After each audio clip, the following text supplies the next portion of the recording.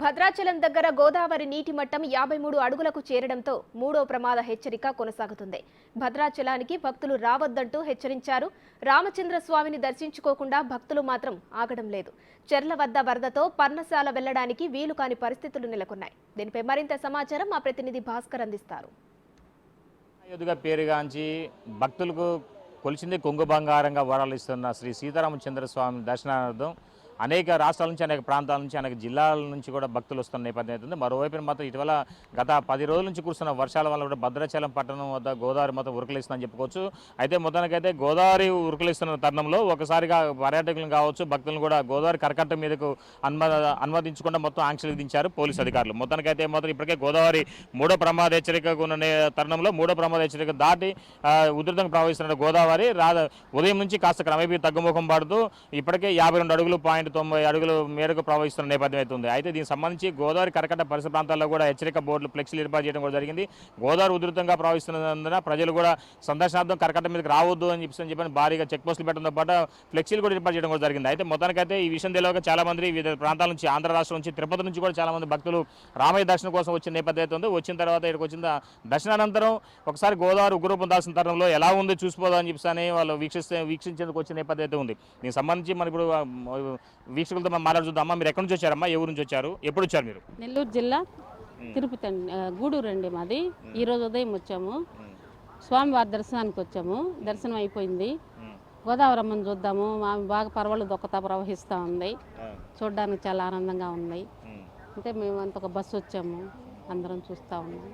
అంటే ఓన్లీ అంత మహిళలు వచ్చారా? అంతా మహిళలే వచ్చాము. అంటే ప్రతి ఏడు ఇట్లా వస్తారా? ఎట్లా ఎప్పుడైనా టూర్ పెట్టుకుంటామండి. 1 year 2 years మధ్యలో ఒక్కో దగ్గర ఎక్కడైనా బిట్లుగా వెళ్తూ ఉంటాము.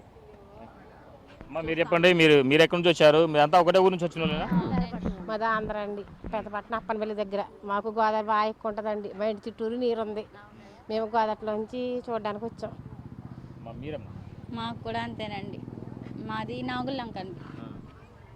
మాకు కూడా గోదావరి వచ్చేస్తుందండి. మేము పడవ దాటే వచ్చామండి ఇక్కడికి రావడానికి. అసలు చూడడానికి అంటే రీడింగ్ నిన్న తక్కువ ఉందండి. నిన్న సాయంత్రానికి అయితే మళ్ళీ 53 దాకా వెళ్ళిపోయింది అన్నారండి. మళ్ళీ ఇప్పుడు కొంచెం తగ్గింది అంటున్నారండి. మీరు ఎక్కడ నుంచి చూస్తున్నారమ్మా? జనరల్గా మీరంతా కూడా ఒకటే ప్రాంతం నుంచేనా? మేమంతా తిరుపతి జిల్లా గూడూరు. మేము ఒక 45 మంది 46 మంది టూర్ బస్కి వచ్చాము. సోమవారం దర్శనం చేసుకున్నాము. అమ్మను చూడడానికి వచ్చాము. గోదావరి ఇక్కడ మునిగే అవకాశం లేకుండా వర్షాలు వచ్చి నీరు ఎక్కువ ఉన్న వల్ల స్వామి దర్శనం చేసుకుని చూసిపోదాం వచ్చాము.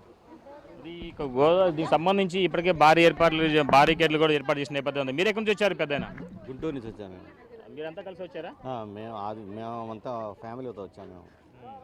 సపరేట్గా వచ్చాము. మరి మీరు వచ్చిన తర్వాత ఇక్కడ వరద వస్తుందని చెప్పలేదా? ఎవరు చెప్పలేదు. మేము గుడి దగ్గరికి వచ్చాము. ఇక్కడ వరద వస్తుందని చెప్పినా చూద్దామని వచ్చాము మేము కూడా. ఎలా ఉందమ్మా ఇక్కడ వచ్చిన తర్వాత? బాగుందండి, నైస్, పీస్ఫుల్గానే ఉంది. బాగా జరిగింది, ఫ్రీగా ఉంది ఈరోజు. బాగుంది. అమ్మ మీరు ఎట్లా ఉంది?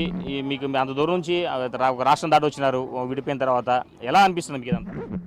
చాలా బాగుంది, చూడడానికి వచ్చాము. మా మామయ్య తీసుకొచ్చారు మమ్మల్ని ఇక్కడికి. భద్రాచలం చూడలేదంటే తీసుకొచ్చారు, చూసాం. సాగర్ చూద్దామని వచ్చామండి.